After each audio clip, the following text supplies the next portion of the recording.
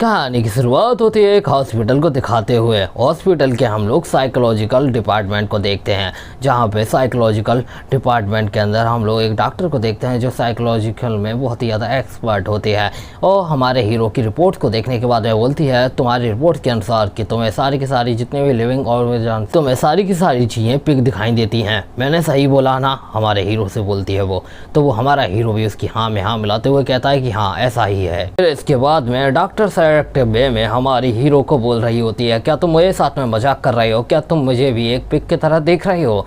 तो हमारा हीरो उसकी तरफ 2 मिनट देखने के बाद में बोलता है कि हाँ मैं तुम्हें पिग की तरह ही देख रहा हूँ डॉक्टर। पर डॉक्टर उसकी बात को मना करते हुए कह रही होती है कि मुझे नहीं लगता कि तुम इतनी भी ज्यादा बुरी कंडीशन के अंदर हो। फिर इसके बाद में डॉक्टर अपने मन के अंदर बोलती है कि ये लड़का काफी जवान और हैंडसम है। इसके बाद में वो डॉक्टर कपड़े को खोलते हुए हमारे हीरो के पास आने लगती है। हीरो उसको घूरे जा रहा होता है, तभी वो डॉक्टर बोलती है कि आज मैं तुम्हारा जो बॉडी है उसका चेकअप करने वाली हूँ कि आखिरकार तुम्हारे बॉडी फंक्शन है वो सही से काम कर रहे हैं कि नहीं, और वैसे क्या तुम इन्हें देखना चाहोगे क्या। फिर इसके बाद में हमारे हीरो की नज़र से दिखाया जाता है जहाँ पे वो डॉक्टर कैसे दिख रही होती है। और तो और हमारा हीरो उन दोनों चीज़ों को देखने के बाद में बोलता है कि ये तो सबसे में काफ़ी ज़्यादा बड़े पिग हैं, इतने बड़े पिग तो मैंने नहीं देखे थे आज तक। हमारे हीरो की बात सुनने के बाद में वो अपने अरमानों को छुपाते हुए डॉक्टर बोलती है क्या तुम सच में पागल हो इन सारी चीज़ों के बाद में डॉक्टर उसको एक्सप्लेन करने लगती है कि तुम्हारे शायद स्पाइन में सीरियसली प्रॉब्लम है, तुम्हारे इस स्पाइन के एरिया के अंदर प्रॉब्लम है, जिस वजह से नर्वस सिस्टम है वो तुम्हारे ब्रेन को गलत सिग्नल भेज रहा है, जिस वजह से तुम्हें सबके सब लोग पिग दिखाई देते हैं और कोई प्रॉब्लम नहीं है। फिर इसके बाद में हमारे हीरो को दिखाया जाता है जैसे कि उसके सिर के ऊपर से सारी की सारी बातें चली गई हो, जैसे कि कोई मैथ का टीचर उसको लेक्चर दे रहा हो। वैसे ही हमारे हीरो को डॉक्टर की बातें बिल्कुल भी समझ नहीं आती। डॉक्टर उसको समझाने लगती है कि इसका ट्रीटमेंट पॉसिबल तो है, पर ऐसा हो सकता है कि इसके ट्रीटमेंट के फेल होने के चांसेस बहुत ही ज़्यादा हाई हैं, इसलिए बहुत ज़्यादा कम चांसेस है कि तुम ठीक हो पाओ, शायद से तुम पूरी जिंदगी भर हम लोगों को पिग की तरह ही देखो। और हमारा हीरो डॉक्टर को ही घूरे चला जा रहा होता है और फिर बाद में वो बोलता है कि डॉक्टर आपकी जो बात थी वो ख़त्म हो चुकी है।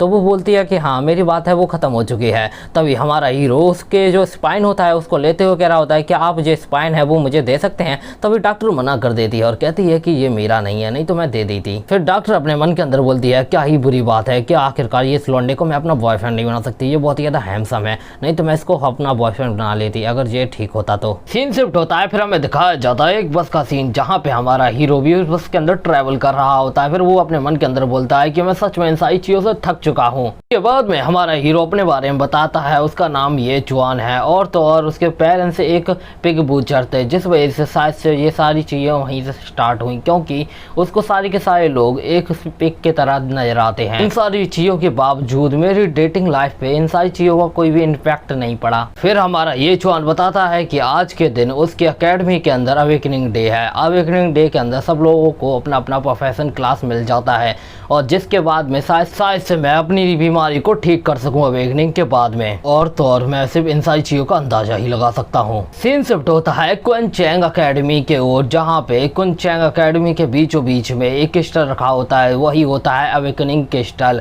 उसी क्रिस्टल की मदद से जहां पे जितने भी अकेडमी स्टूडेंट है उन सब के प्रोफेशन के बारे में पता चलेगा और आखिरकार उनका प्रोफेशन का लेवल कितना ज्यादा हाई है। इसके बाद में ये चुआन भी कुनचैंग अकेडमी के अंदर आ जाता है और वो अपने मन के अंदर बोलता है मैं सिर्फ इतना चाहता हूँ मेरी बीमारी के चक्कर में मेरे प्रोफेशन के ऊपर कोई भी बुरा इफेक्ट ना पड़े।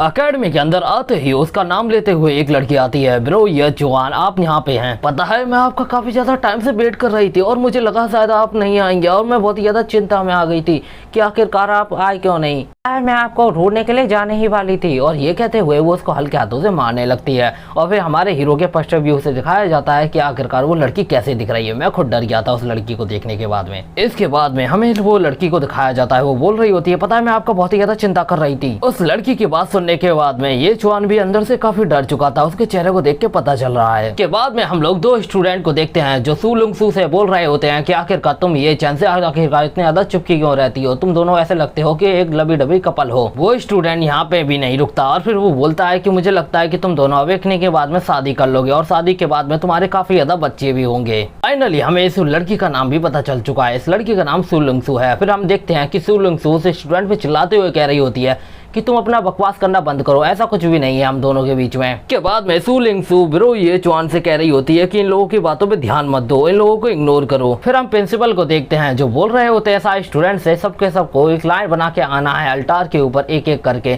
जिससे सब लोग अपने प्रोफेशन को इजीली चेक कर सकें। फिर हमें बताया जाता है बेसिकली अवेकनिंग क्या होती है। अवेकनिंग 3 चीजों पर डिपेंड करती है, तुम्हारे स्ट्रेंथ, तुम्हारी एबिलिटी और तुम्हारी स्पिरिट।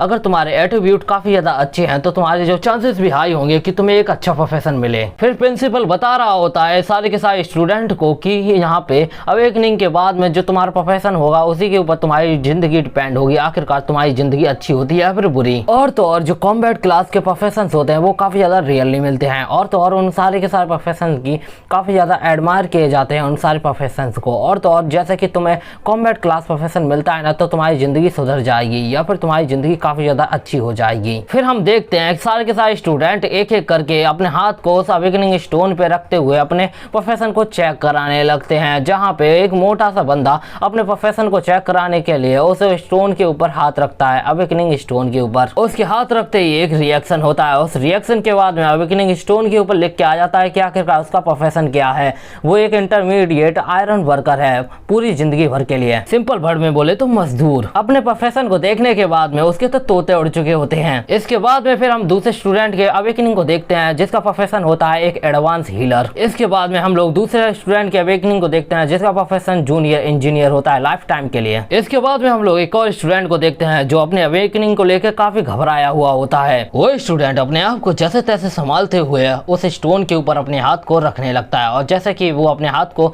उस अवेकनिंग स्टोन पे रखता है तो एक गोल्डन लाइट चमकती है। फिर हम अवेकनिंग स्टोन को देखते हैं जिसके ऊपर उसका प्रोफेशन लिख के आता है जो एक कॉम्बैट टाइप प्रोफेशन होता है। जो उसका प्रोफेशन होता है वो एक रेयर टाइप प्रोफेशन में से एक होता है, उसका नाम होता है शैडो ब्लेड मास्टर। उसके प्रोफेशन अवेकनिंग को देख के सारे स्टूडेंट बहुत ही ज्यादा शॉक हो जाते हैं, और वहीं पे प्रिंसिपल उसका नाम पूछने लगता है कि आखिरकार उसका नाम क्या है। वो स्टूडेंट भी चौड़ में आते हुए बताता है प्रिंसिपल को कि उसका नाम लिu जिंगलोंग है। उसके नाम को सुन के प्रिंसिपल भी उस स्टूडेंट को मस्का मारते हुए बोल रहे होते हैं कि तुम्हारा नाम काफी ज्यादा ग्रेट है लिu जिंगलोंग, और तो और मैं ये इंश्योर करूंगा कि मैं तुम्हारे घर पे पर्सनली आके तुम्हारे पेरेंट्स से डिस्कस करूं कि तुम्हारा जो फ्यूचर पाथ है वो कितना ज्यादा ग्रेट है। फिर इसके बाद में लिu जिंगलोंग प्रिंसिपल को सपोर्ट करने के लिए थैंक यू बोलता है, और वहीं पे स्टूडेंट उसकी तारीफ के पुल बांधे जा रहे होते हैं। फिर इसके बाद में प्रिंसिपल हमारे ये चुआन को बुलाते हुए बोल रहे होते हैं नेक्स्ट ये चुआन है, जल्दी आओ। अपना नाम सुनने के बाद में ये चुआन भी स्टेज की ओर जाने लगता है। वहीं पे सू लिंगसू बोल रही होती है ब्रदर ये चुआन आप कर सकते हो, और हम प्रिंसिपल को देखते हैं जो अपने मन के अंदर बोल रहा होता है कि मैं इस बच्चे को देखने के बाद में ऐसा फील हो रहा है कि कुछ ना कुछ उखाड़ के रहेगा। फिर हम देखते हैं हमारे ये चुआन को जिसने अवेकनिंग स्टोन पे अपने हाथ को रख दिया होता है, उसके हाथ रखते ही बहुत बड़ा रिएक्शन होता है, मतलब कि बहुत ही ज्यादा बड़ा रिएक्शन, जिसको देखने के बाद में प्रिंसिपल भी हक्का बक्का हो चुका था और वो बोल रहा था ये तो गोल्डन लाइटनिंग है। और तो और जो अवेकनिंग स्टोन होता है वो काफी ज्यादा चमक रहा होता है, जिस वजह से हमारे ये चुआन को भी मालूम नहीं होता कि आखिरकार उसका प्रोफेशन कौन सा है,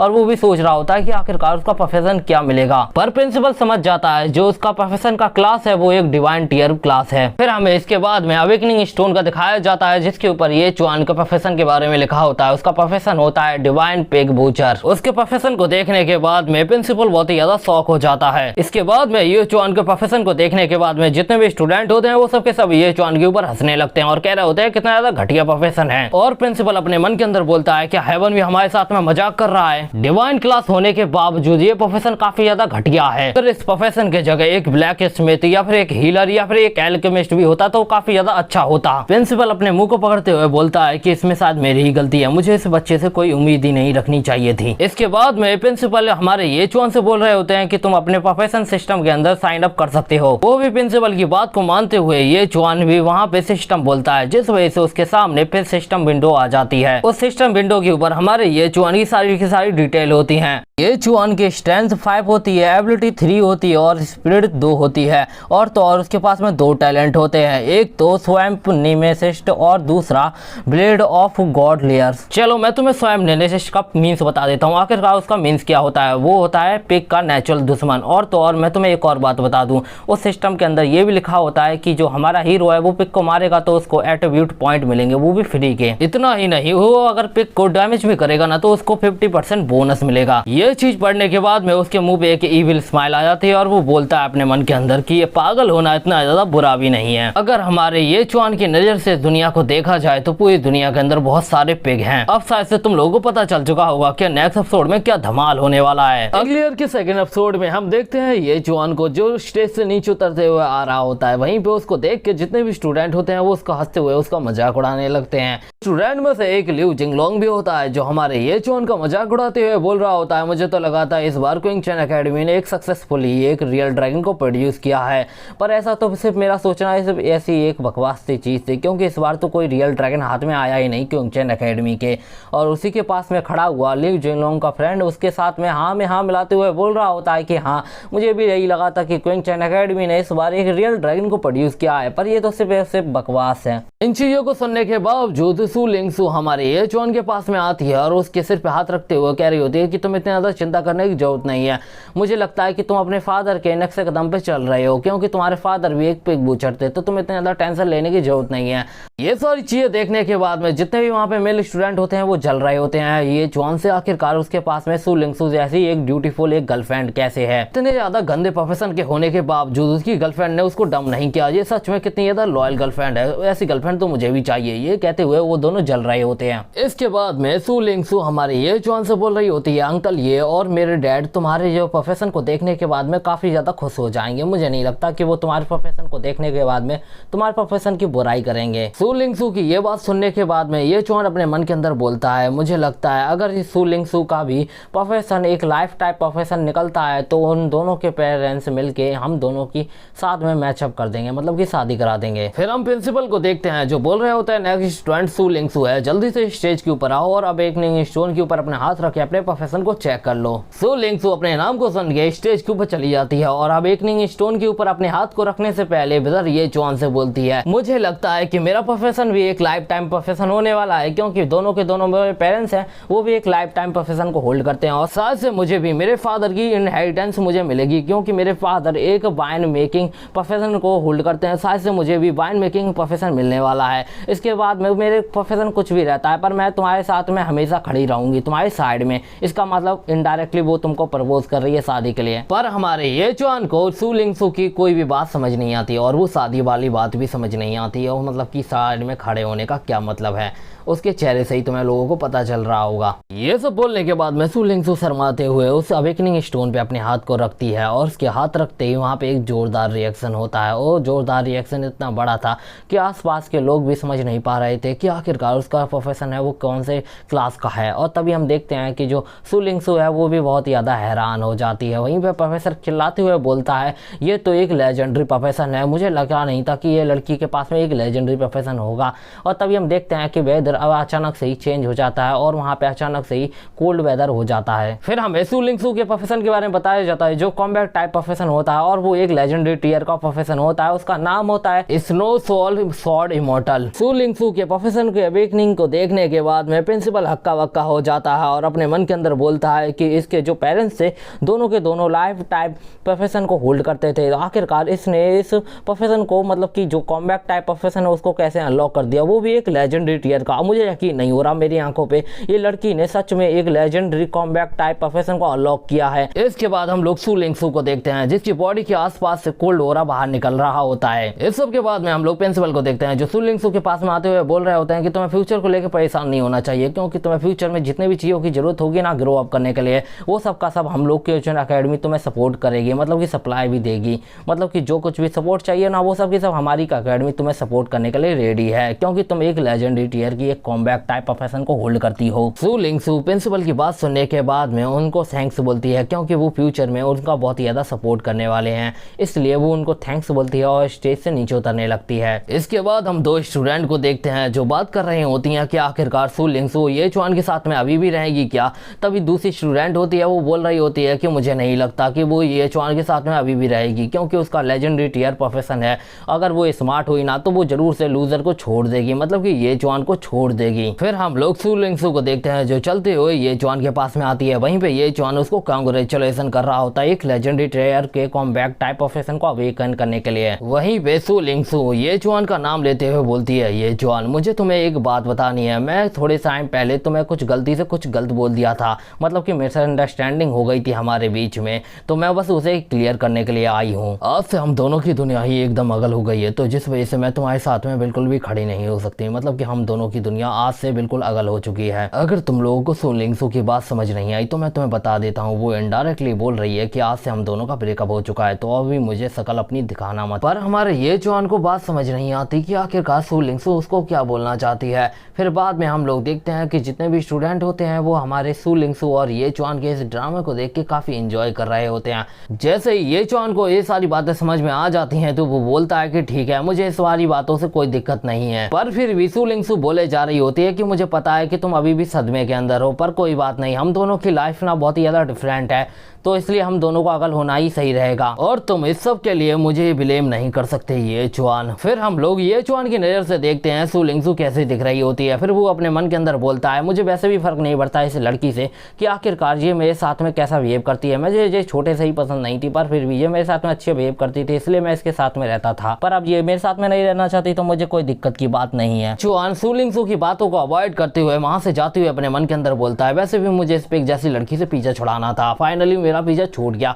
और वो जाते हुए सु लिंगसू से बोलता है कि मैं समझ चुका हूँ कि हम दोनों का इन फ्यूचर कुछ नहीं हो सकता, तो हम लोगों को यहीं पे सब कुछ खत्म कर देना चाहिए। ये चुआन के जाते ही लिu जिंगलोंग सु लिंगसू के पास आते हुए बोलता है, क्या तुम चाहती हो कि मैं उस कुत्ते को एक सबक सिखाऊं? पर सु लिंगसू लिu जिंगलोंग को कोई जवाब नहीं देती, आखिरकार उसको सबक सिखाया जाए कि नहीं। तभी हम लोग देखते हैं कि लिu जिंगलोंग जोश में आते हुए अपने मन के अंदर बोलता है, अगर मुझे इस लड़की को सेट करना है तो मुझे इस ये चुआन को सबक तो सिखाना ही होगा। फिर इसके बाद में लिu जिंगलोंग चिल्लाते हुए बोलता है, हे पिग फ्यूचर, कहाँ जा रहा है तू, चला इधर आ। पर हमारा ये चुआन लिu जिंगलोंग की बातों को इग्नोर करते हुए वहां से जाने लगता है। तभी लिu जिंगलोंग गुस्से में उसका हाथ को पकड़ते हुए कह रहा होता है कि मैंने बोला ना रुक जा, तो आखिरकार क्यों नहीं रुक रहा तू? ये चुआन पीछे मुड़ते हुए गुस्से में बोलता है, आखिरकार अब तुझे क्या चाहिए लिu जिंगलोंग? ये चुआन लिu जिंगलोंग को इस तरह देख रहा होता है कि जैसे कि वो लिu जिंगलोंग को इधर ही मार देगा। इसके बाद में लिu जिंगलोंग भी काफी ज्यादा घबरा जाता है और वो पीछे की तरफ हट जाता है। इसके बाद में लिu जिंगलोंग अपने मन के अंदर बोलता है, मुझे एक पल को ऐसा लगा कि ये चुआन मुझे एक पिग की तरह मारने वाला है, क्योंकि उसकी स्किल पिग बूचर है। पता नहीं मुझे ऐसा क्यों फील हुआ। वहाँ पे जितने भी स्टूडेंट होते हैं वो लिu जिंगलोंग की हरकतों को देख के बहुत ज्यादा हंसने लगते हैं और कह रहे होते हैं, देखो ये तो डरपोक है।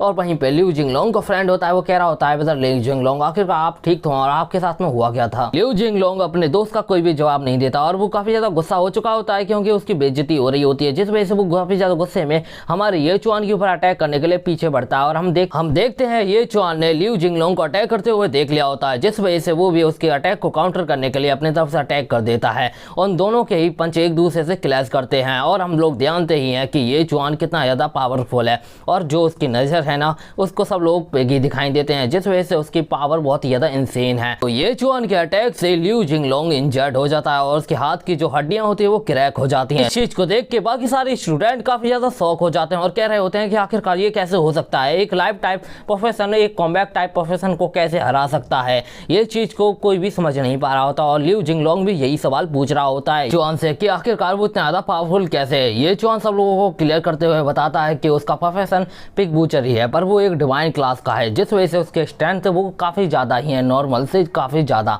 जिस वजह से उसने लिu जिंगलोंग को हरा दिया इजीली।